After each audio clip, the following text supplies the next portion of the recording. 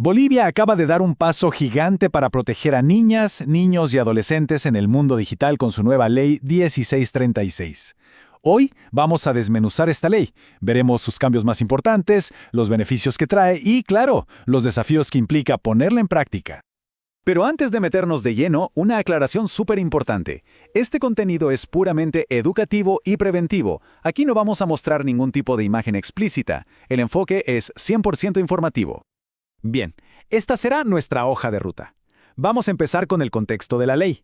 Luego nos metemos de lleno en los cambios al Código Penal y las nuevas medidas de protección.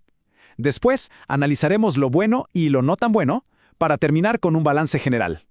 Bueno, arranquemos por el principio, ¿no? El contexto y el porqué de esta ley. A ver, ¿por qué era tan necesaria esta nueva regulación en Bolivia?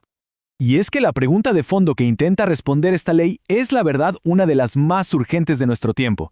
Si gran parte de la vida social ahora pasa en línea, ¿cómo hacemos para proteger legalmente a los más jóvenes en este mundo digital tan gigante y a veces tan complicado? Para entender hasta dónde llega esta ley, primero hay que definir algo clave. ¿Qué son exactamente los entornos digitales? Pensemos en redes sociales, juegos en línea, aplicaciones de mensajería, básicamente cualquier rincón de Internet donde podamos interactuar y compartir cosas. Y aquí viene el punto crucial, el corazón del asunto. El gran objetivo de la ley es darle al Estado herramientas modernas y fuertes para poder identificar, investigar y finalmente sancionar los delitos contra la integridad sexual de menores que ocurren en el mundo digital. Ahora sí, pasemos al núcleo de la reforma, las modificaciones al Código Penal. Aquí es donde la ley, saca los dientes para poder combatir estos crímenes de forma efectiva. Lo que hace la ley básicamente es ponerse al día. Crea delitos específicos que antes estaban en una zona gris. Ahora, por ejemplo, se castiga directamente el contacto en línea con fines sexuales, lo que conocemos como grooming. Y fíjense en esto. Las penas suben, y suben bastante. Producir este tipo de material ahora se puede castigar con hasta 20 años de cárcel.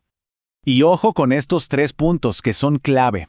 Primero, se acaba esa peligrosa excusa del supuesto consentimiento. Ya no sirve como defensa. Segundo, algo muy del siglo XXI, se castiga también el material abusivo simulado, como el que se crea con inteligencia artificial. Y tercero, y esto es muy importante, las penas se agravan si el agresor es alguien con poder sobre la víctima, como un profesor o un familiar. Pero a ver, no todo es castigo. La ley también piensa, y mucho, en las víctimas. Vamos a ver cómo introduce un sistema que llama de protección reforzada. Entonces, ¿qué significa esto en la práctica? Bueno, que un juez ahora tiene herramientas súper concretas para el mundo digital. Puede, por ejemplo, ordenar que se baje un contenido de Internet, prohibirle al agresor que contacte a la víctima por cualquier medio digital e incluso suspenderle las cuentas que usó para hacer daño. Y aquí la ley introduce una figura que suena casi de película, el agente encubierto digital. Pero, cuidado, no es que cualquiera pueda hacerlo. Para que esto pase, la Fiscalía tiene que pedirlo con una buena justificación y un juez, sí o sí, tiene que autorizarlo. Es una herramienta poderosa, pero con un control judicial estricto. Y todo esto, todas estas herramientas, se agrupan bajo un concepto muy poderoso, protección reforzada, que en palabras simples significa que el Estado ahora tiene la obligación de actuar de forma más estricta, más rápida y más adaptada a la realidad digital, siempre poniendo al interés superior de niñas, niños y adolescentes por delante de todo. Ok, perfecto. Ya vimos que cambia. Ahora, hablemos de lo bueno. ¿Cuáles son los grandes beneficios, los puntos más fuertes de esta nueva legislación? Si tuviéramos que resumir el impacto positivo, lo veríamos en 3 grandes pilares. Por un lado, ahora hay mucha más claridad para definir qué es un delito. Por otro, se protege a las víctimas de una manera mucho más directa. Y finalmente, se les da a los investigadores las herramientas que necesitan para trabajar en el siglo XXI. En resumen, el gran beneficio es que la ley se pone al día con la realidad, cierra esas zonas grises legales que existían antes y les da tanto a fiscales como a jueces una base legal súper sólida para poder actuar contra estas amenazas modernas. Pero bueno, como en toda ley importante, no todo es color de rosa. Es momento de ponernos un poco más críticos y ver la otra cara de la moneda, los riesgos y los desafíos que trae esta implementación. Y aquí llegamos a un simple número que está generando muchísimo debate. 2 años. Ese es el tiempo que las empresas de telecomunicaciones van a tener que guardar los datos y metadatos de comunicación de todos. Y claro, esto abre una discusión muy seria sobre la privacidad. Y esto nos pone de frente con el dilema de siempre en estas leyes, ¿verdad? Es la clásica balanza entre seguridad y privacidad. De un lado, la necesidad de tener pruebas para perseguir delitos gravísimos. Del otro, el derecho que tenemos a comunicarnos en privado sin que el Estado nos vigile. Encontrar el equilibrio justo aquí, ese va a ser el gran desafío. Y si hablamos de desafíos, quizás este sea el más terrenal, el más práctico de todos. La propia ley dice que su aplicación no va a tener presupuesto extra. Y la pregunta es obvia, ¿cómo se va a capacitar a la policía, a los fiscales, y se van a crear unidades especializadas sin recursos adicionales? Es un punto crítico. Bueno, llegamos a la recta final.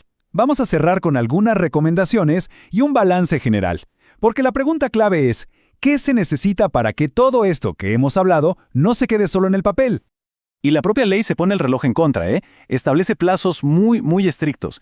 En 180 días tiene que haber una nueva regulación de datos. En 6 meses, la Fiscalía y la Policía ya tienen que tener sus protocolos listos.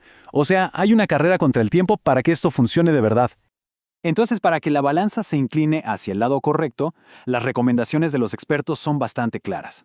Se necesitan protocolos que cuiden la privacidad, muchísima capacitación para jueces, fiscales y policías, apoyo en salud mental gratuito para las víctimas y, sobre todo, un control judicial muy firme sobre las herramientas más delicadas, como los agentes encubiertos. A modo de cierre, podemos decir que la Ley 1636 es, sin lugar a dudas, un escudo nuevo y muy poderoso. Pero la gran pregunta que nos deja es, ¿hemos llegado al final del camino en la protección de la niñez? ¿O esto es, en realidad, apenas el comienzo del verdadero trabajo? La respuesta la veremos en la implementación, en el presupuesto y en el respeto a los derechos de todos. Todo este análisis, por supuesto, está basado en la ley número 1636 del Estado Plurinacional de Bolivia. Muchas gracias por habernos acompañado en este recorrido.